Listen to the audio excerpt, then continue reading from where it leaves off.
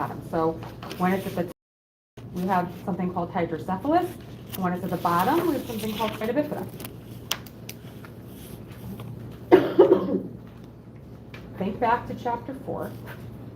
What do we give to decrease the incidence of neural tube defects? Folic acid, 400 micrograms a day.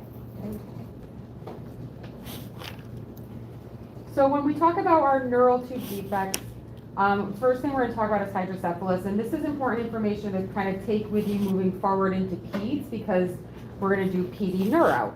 Knowing the signs and symptoms of increasing intracranial pressure. Okay, and what that means is signs and symptoms of pressure building in the head. With hydrocephalus, it's because we have problems with spinal fluid absorption and production. So increased blood pressure, decreased pulse, decreased respirations, high-pitched cry. It's kind of squeaky sounding. Unequal pupil size or response to light. Infants, they have those lovely soft spots, which are great because if there's increased pressure, it's going to bolt. When you have a soft spot that's still open, that can tell us a lot about the baby, right? And, a bulging soft spot is going to say that there's increased pressure in the brain, in the head. If it's sunken in, it could mean that the baby's dehydrated. So we can learn a lot just from that soft spot. If the child is older and all those cranial sutures have fused and there's no soft spot anymore, they can't accommodate the increased pressure, and they're going to have a headache. Irritability or lethargy, vomiting, and poor feeding. All right, so first up is hydrocephalus. There's an increase in cerebrospinal fluid within the ventricles of the brain. This causes pressure changes in the brain and increased head size. It's either the result of an imbalance in production and absorption, so the baby's producing it faster than their body can absorb it, or there's an obstruction somewhere, and it's preventing, it's preventing the flow through the ventricles.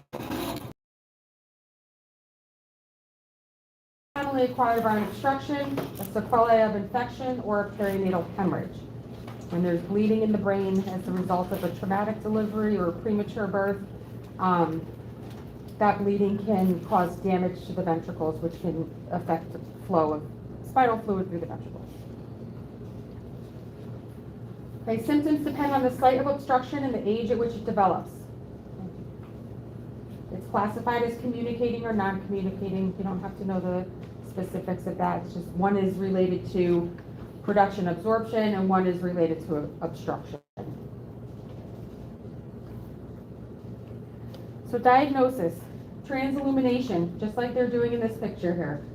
Okay, we have a high-powered flashlight up against the head, and you'll see all that extra fluid.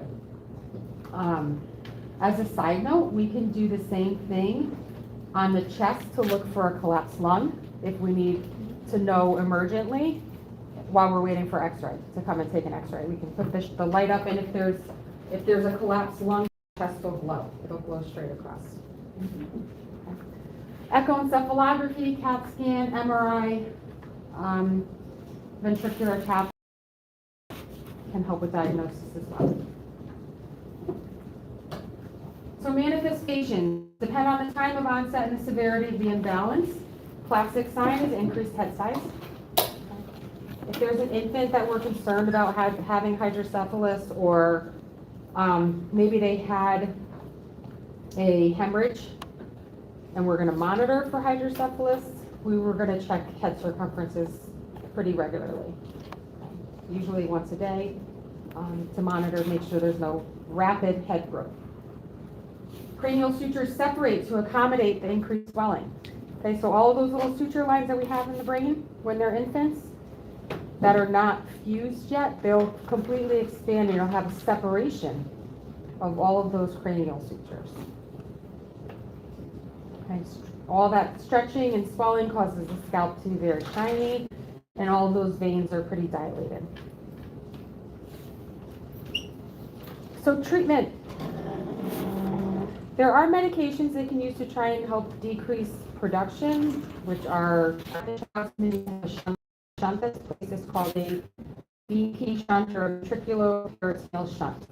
It goes in the head, has flexible tubing that's fed down into the abdomen, into the peritoneal space, where the extra goes and the body absorbs it. Concern with the shunt, infection at the site, the insertion site. One of the other things that can come up with the V2 shunt is obstruction somewhere. How it works is, have you guys seen like a JP drain or a Jackson Pratt drain, how those work? Mm-hmm. Right, you squeeze them, attach them, and then as they fill, it really pulls the suction. So this kind of works the same. There's a little pump. This is all under the skin, behind the ear, and the parents will be advised by the neurosurgeon how many times a day they should depress the pump. And basically they push it down, and as it drains fluid, it fills and brings it down into the peritoneal space. Cool. This does have to be replaced. Babies get bigger, right? They grow. It's not going to fit forever. So they will have to replace it at different intervals depending on the child. Okay, pre-op and post-op care for a child with hydrocephalus and getting a shunt. Frequent position changes, especially of the head. As the head expands and skin is stretched, what happens? It gets thinner, right? Mm-hmm. Think of like a balloon. The more you blow up a balloon, the thinner the rubber part of the balloon gets, the more easily it's going to pop. So skin, making sure we're repositioning so we don't get any skin breakdown. They're kind of bobbleheads anyway. So when they have hydrocephalus, it's even worse. So you got to make sure you see the head and head circumference. Okay. Where do we? What's our marker? Eyebrow line. Post-op, we're going to evaluate for signs of increased intracranial pressure. We want to make sure the shunt's doing is, if they still have signs of increased intracranial pressure, shunt's not working properly. Protect from infection, depress the shunt or pump it as ordered by the surgeon. And pain, make sure we medicate for pain. All right, teach signs that indicate the shunt is malfunctioning. Signs of shunt malfunction in an older child will include headache, lethargy, changes in level of consciousness, neurological symptoms. Prognosis has improved with modern drugs and surgical techniques. The thing with the brain is it's an amazing organ. If this is diagnosed early and treated, then we can prevent a lot of damage from occurring. The thing is, once damage occurs, you can't get that brain tissue back.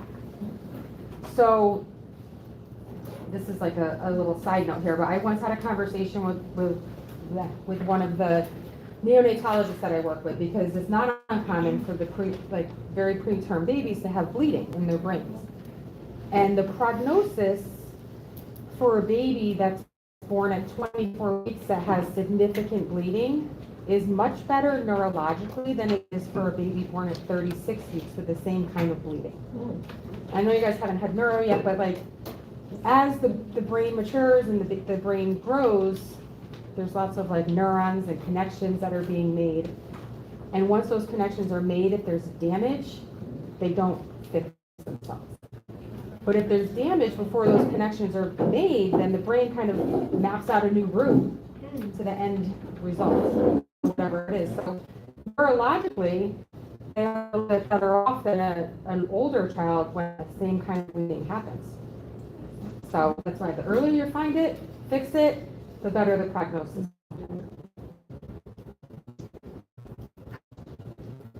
All right, up next is spina bifida. Okay, we have a failure of the lower portion of the neural tube to close. There's two forms. Occulta means hidden, or cystica, where there's a sac or a cyst. Okay. Just like with spinal cord injuries, the higher the deficit, or the higher the defect, the greater the deficit. Okay, so the higher up it is, the more loss of function there may be below it. This one here would be hidden. Okay, nothing really appearing on the outside of the skin, and these two would be a cyst. The difference between these two is that this one just contains spinal fluid. This one contains neural tissue also. Okay. So each case is individualized depending on how much, how big it is, where it is on the spine. And that'll kind of help with prognosis down the road as well. Okay, occulta, it's a minor variation where the opening is small. There's no protrusion of structure, so you may not see anything on the outside. Some children may have something very minor. This is not minor, but this is a tuft of hair. This is clearly noticeable. This would warrant more tests. Why is that there? What's going on underneath? Every baby, part of our evaluation of a baby is to check something called the sacral dimple. So every baby has a little dimple right at the top of their butt crack, okay? We check to make sure that it's not, that you can see the base. Okay, if we can't see the base or if it's very deep, then they'll have like an ultrasound done to make sure there's nothing going on underneath. I had a baby once that had one long hair coming out of his little sacral dimple. And he had a abnormality underneath it. Just one long hair. Wow, that's bizarre. No, it was just one strand of hair. Lighter color. Well, no, I don't know what they did after, but they evaluated underneath to see what was going on. I don't even remember if there was anything, what specifically was going on underneath, but there may not always be, my point is that you may not always have this big sac that's there, right? It's just minor, that's not supposed to be there. All right, so the size of the sac is checked, the area is checked for any tears or leakage. The biggest, the priority is to maintain.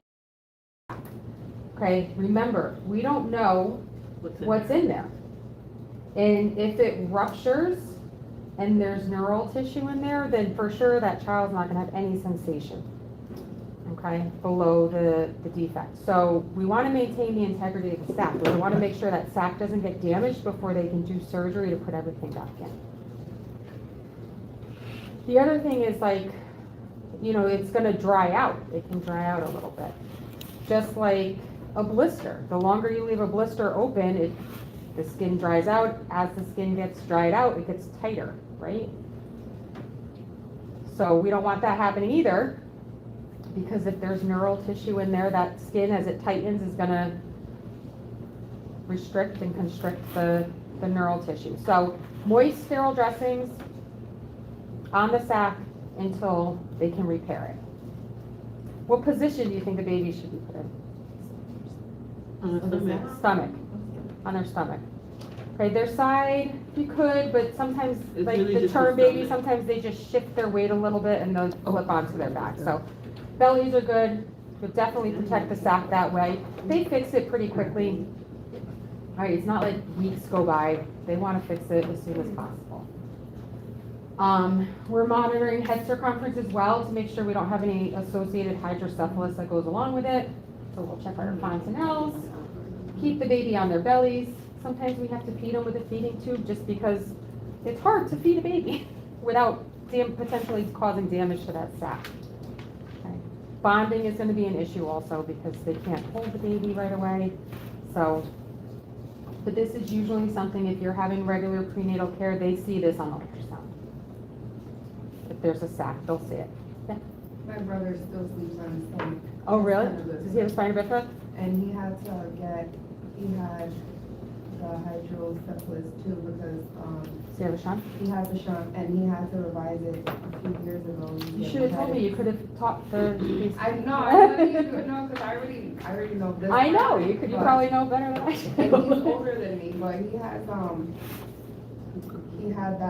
to get a shunt revision. Okay. Because it ended up giving, he was getting, his symptoms were headaches, he had a fever, he was like. Well, in addition to growth too, like they can get clogs, like with just residue and whatnot. So even if the child is not growing or they're at their full height, Right. it still may have to be redone. They put one right next to it. They didn't want to remove the one because it never, it revise the shunt.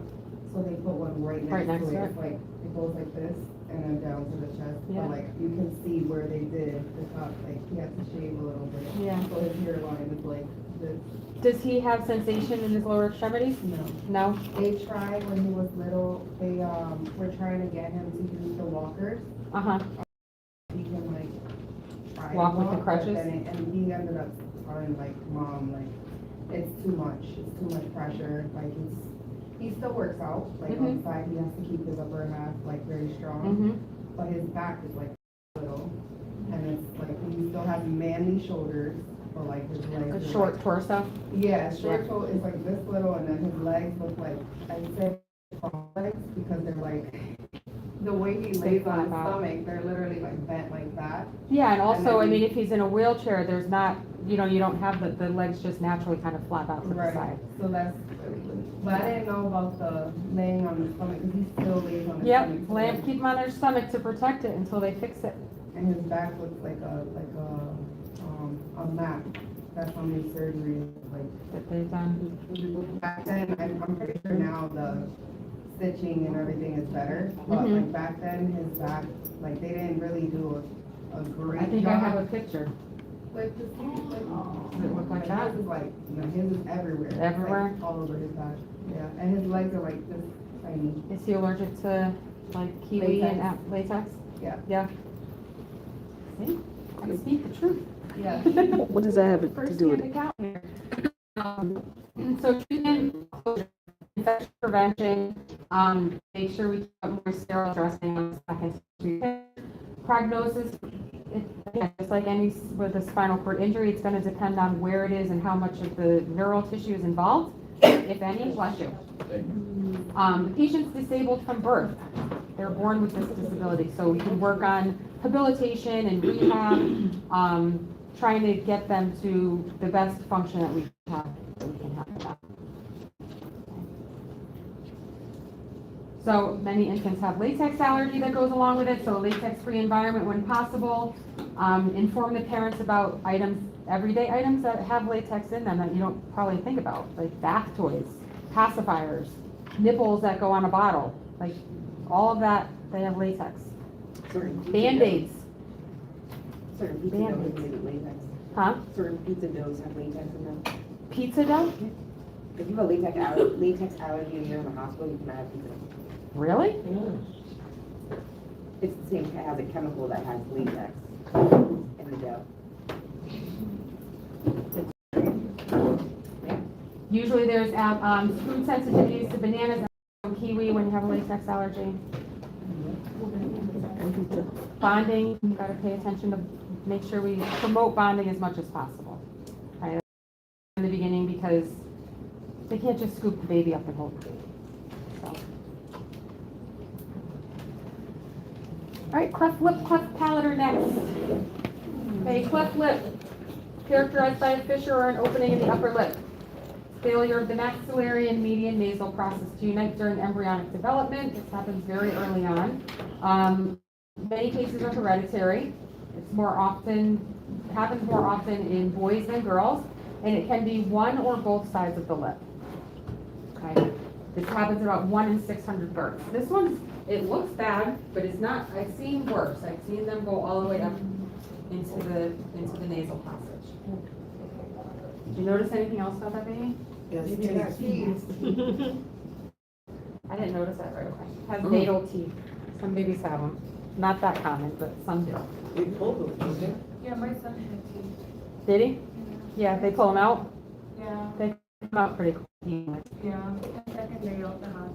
It's like some babies that are born with those extra, not a whole extra finger, but like a little it's thin back. So, huh? It's a little finger. It's a little flappy finger. Sometimes they literally just tie them off. They tie string around it. It stops flow and it falls off. Yeah, my cousin, she was born with a 6 toe. And then, A whole toe that has bone and whatnot, they cannot do that too. But No, I these know. are literally, it looks like flavor The things was- that go in your it's a ear? finger, it's got a nail, but it's attached with just, like, I'm always afraid I'm going to pull them off just by wrapping the baby or trying to put the outfit, the hand through. a outfit, like they're really loose, so just tie them. That sounds gross. Yeah, it does. That sounds Huh? really gross. They don't like tie it with string or something to make it. Yeah, they tie it off and eventually it falls off. Stop, I'm not Little surprise. A web stinger, that can happen too. They can do surgery to, they can do surgery to fix that. If They can separate them. Like, oh, Um, there you go. So cleft lip. Answer this. Treatment and nursing care. Treatment is surgical repair known as a chyloplasty. Okay, it's repaired before 6 months once weight gain is established. So they don't do it right away. They want to make sure the child's gaining weight and is in optimal condition for a surgical procedure. But they do try and do it on the sooner side. The infant may have elbow restraints. What do babies want to do with their hands? Where are their hands all the time? Take out Up here. So elbow teeth restraints and turn the babies into little like Frankensteins. Okay? It's just for their elbow. They can move their hands around, they can do this, they can reach for mom and dad, they just can't bring their hands all the way up to their face because once it's fixed, we don't want them doing this or putting their hands in their mouth because it's a surgical site and we want it to heal. They may need special syringes or bottles to feed with right off the bat because sometimes, just like if you've ever had like an extraction, a tooth extraction, they tell you not to use a straw. Like that sucking action can affect the surgical site. Question. All right, cleft palate is failure of the hard palate to fuse. This happens also early on between the 7th and 12th week. It forms a passageway between the nasopharynx and the nose. So this can go all the way up into the nasal Oh cavity. my God. Oh my goodness. So like, if you like a, All the time. It's going up. So increased risk for nasal, respiratory infections, ear infections, because once you're up here, everything's kind of connected a little bit, right? You ever get a sinus infection, like the teeth hurt? Yep. Top teeth, because everything's pretty close. You can feel it. This can be detected, it's a bony malformation, so sometimes they can detect it on ultrasound. Goals of therapy: union of the cleft, improved feeding, improved speech, improved dental development. Okay.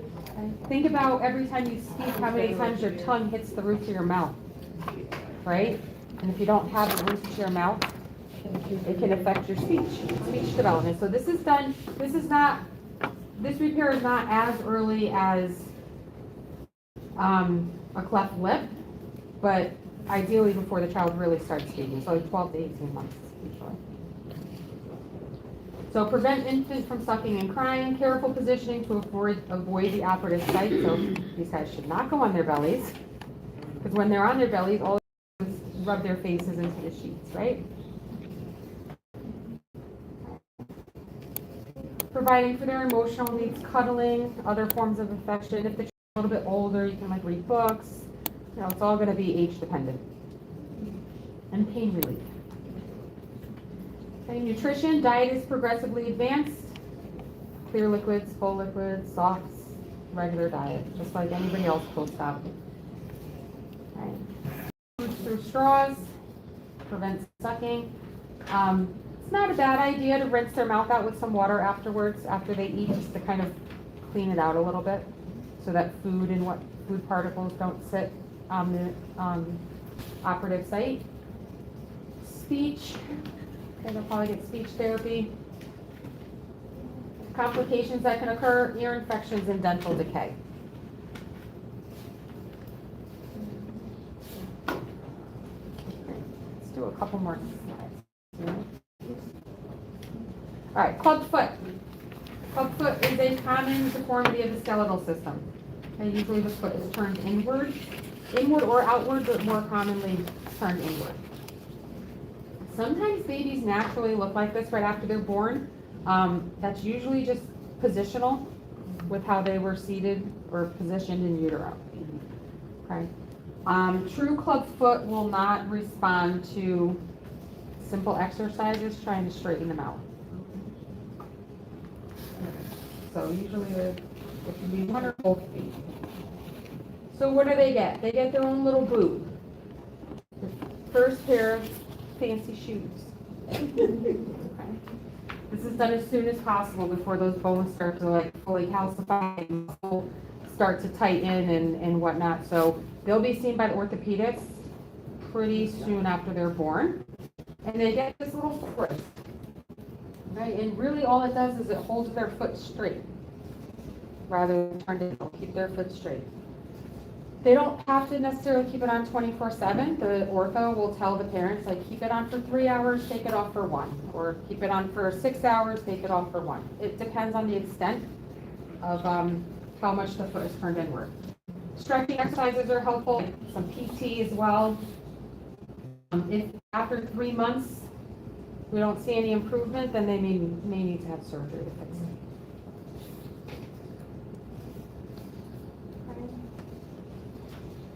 Surgery or casting, sometimes they'll do casts. Even with, full compliance from the parents with using the brace, sometimes it's just not enough and they need more intervention. All right, let's do hip dysplasia and then we'll end there for the night. All right, hip dysplasia, we'll be done with our orthopedic conditions. Hip dysplasia applies to various degrees of deformity, subluxation or dislocation, and it can be partial or complete. What it means is your acetabulum, your little ball and hip socket, right, ball joint, is not staying where it's supposed to be. The head of the femur is not staying in the acetabulum where it's supposed to be. It's sliding in and out. It can partially slide out and go back in. It may completely pop out and go back in. It's just not staying where it's supposed to be. Okay. This is, there are some risk factors for this. Breech position is common. Okay. If the baby's breech in utero, a lot of times they will have those babies follow up at about 6 weeks with a hip ultrasound to make sure the hip is staying in the socket. There's a higher risk in cultures where the infant's wrapped very snugly, like little straitjackets. We wrap them up super tight and they're like this. And lower risk, lower incidence in cultures where the babies are carried on the moms because their legs are like this, right? So, and we'll show you in a minute. 7 times more likely to happen in girls, right? Even if it's not diagnosed at birth, you might notice it as the kid starts to walk. It'll have kind of a limp. The sooner we detect it, the faster we can treat them, and the hopefully less intervention that they need overall. Every baby is evaluated for this in utero, and like I said, if the baby was breached, then they usually follow up at about 6 weeks with a hip ultrasound to make sure. Right, so they would literally bring the knees up to the babies. There's a 5-second video if you ever want to watch it, but the providers usually do this. They'll bring the baby's knees up to their chest and then they fan them out to the side. You can hear and feel the hip Like this, yeah. pop out. Tilt the You may world. hear it click, popping out of the socket. Okay, so treatment for this, we want to keep the baby's hips in flexion. We want to keep them in this little frog-like position. So their treatment is with something called a Pavlik harness. Right? Pavlik harness keeps the baby in that position. That's our first line of treatment. It's very easy to use. The parents can take it off to give the baby a bath and put it back on.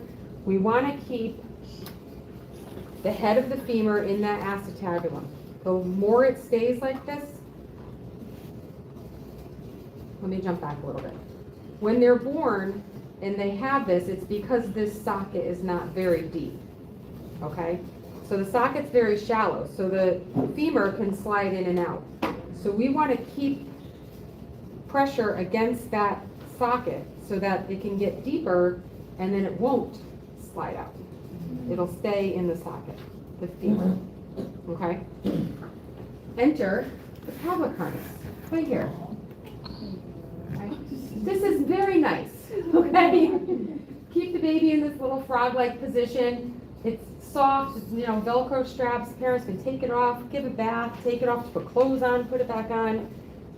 Very nice option compared to this, which is a cast. Okay, which is not ideal, but does have to happen sometimes. This is what we're shooting for though. Okay, treatment with a Pavlik harness. Get it done and over with. Hopefully not need a cast, hopefully not need surgery. Okay, Wait, what's the one on the bottom? this is a spica cast. This baby's in the spica cast with traction. Oh, Lord. I mean, it's just, yeah, that's, well, how else would you move them? How else would you transport? Is that a wagon with wheels? It's a wagon, yeah. And traction. Traction and a weight. We'll talk about traction in Got a red tire. So when they're captive, is like the diaper area open? yes. So this is the diaper here, Good question. Oh, okay. There's How you bathe the room. baby? but also the back is much more open, so you can put it back. Cause the It's- way it looked like it was Most of the all one cast is in the thing. front.